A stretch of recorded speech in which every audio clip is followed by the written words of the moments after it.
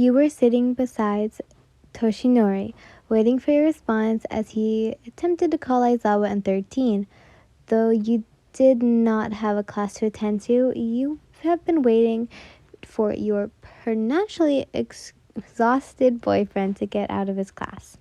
When you ran into your best friend, Toshinori, you stuck back with him in the teacher's lounge. Toshinori stared at the phone with a grimace.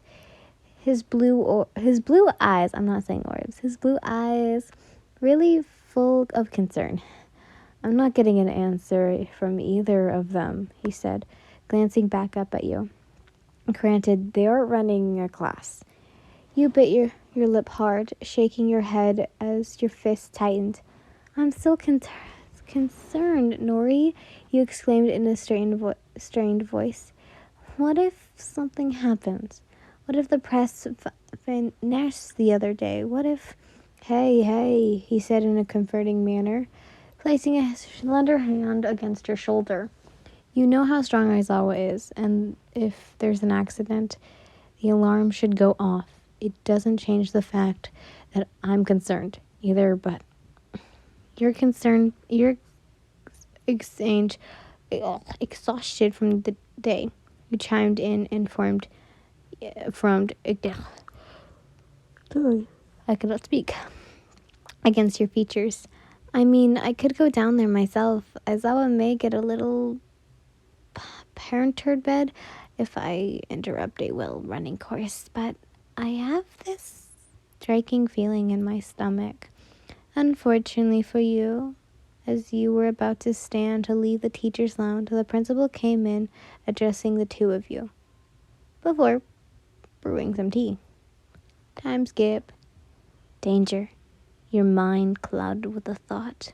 Though you had to force yourself to act upon this in a professional manner, you were the one to run ahead of the two, knowing All Might would be close behind.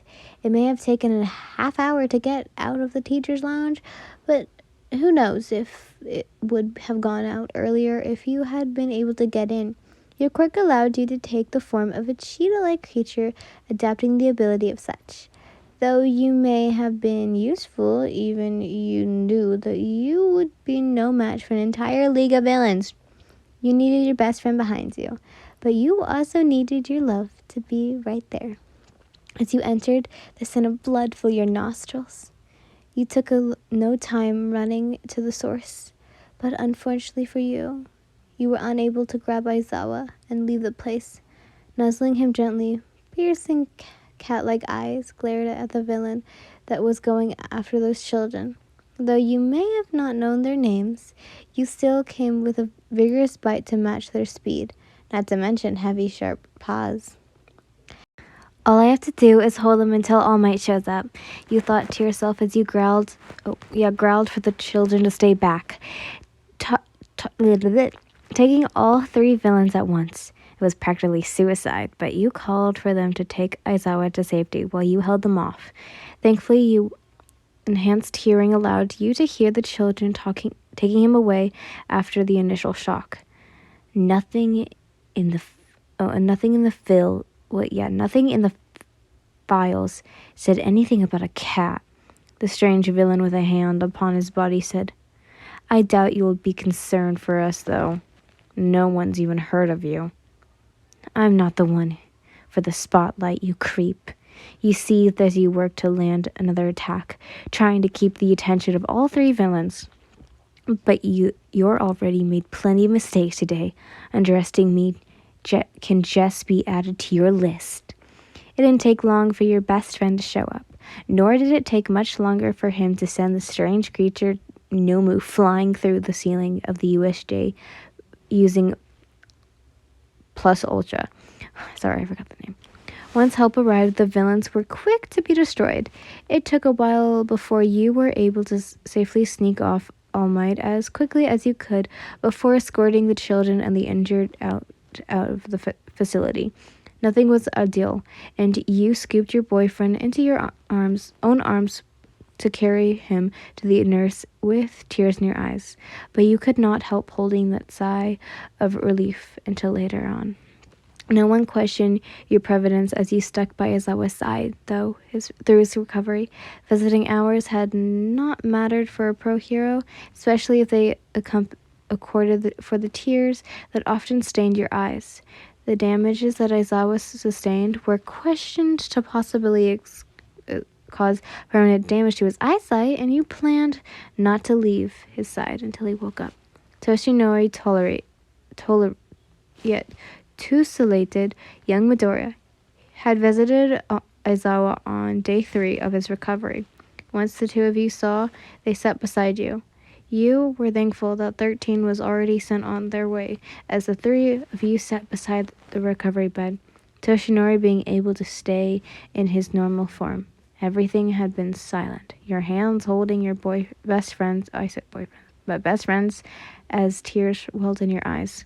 A supportive, slender hand moved to your shoulder, the reassuring smile of Toshinori's behind it. He's going to be all right, Ian. Don't you worry, he said with confidence from his slender form. I did want to thank you for running ahead of me. You held off those 3 for quite some time with no injuries. A few bruises. You corrected him with a soft smile.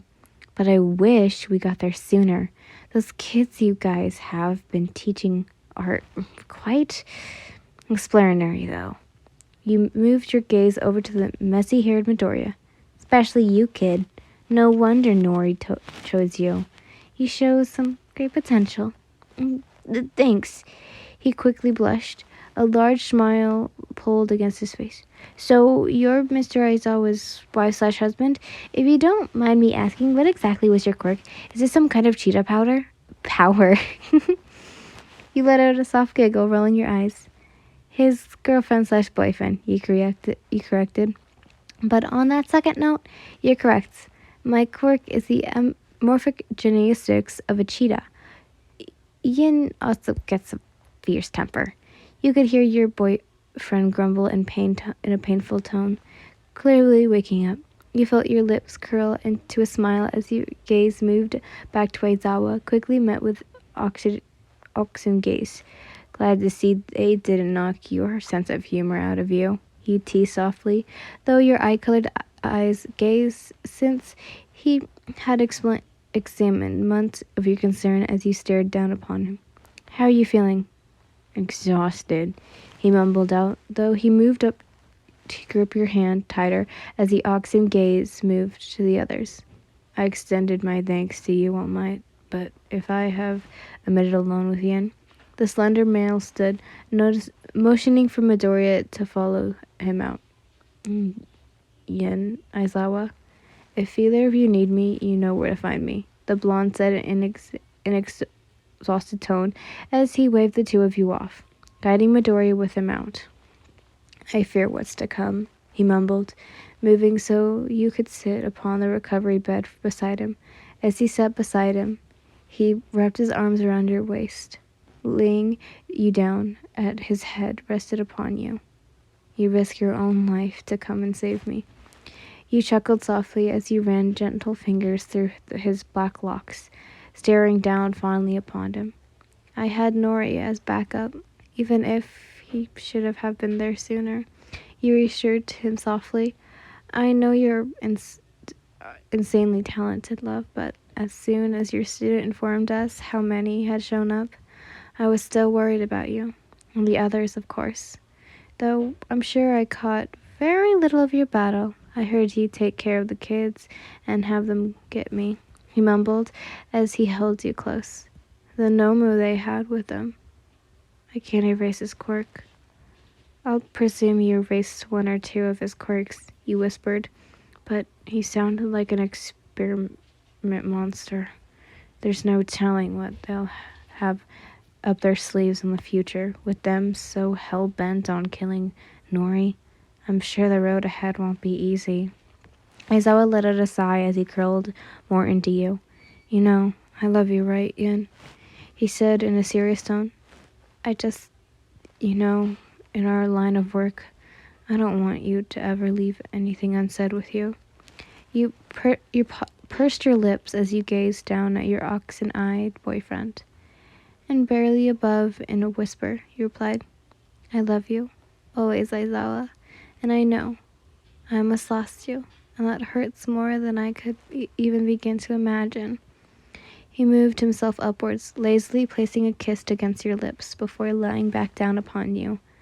I can't promise you forever, he said in a sudden tone, but for all the time that we have, I'm lucky to spend it with you.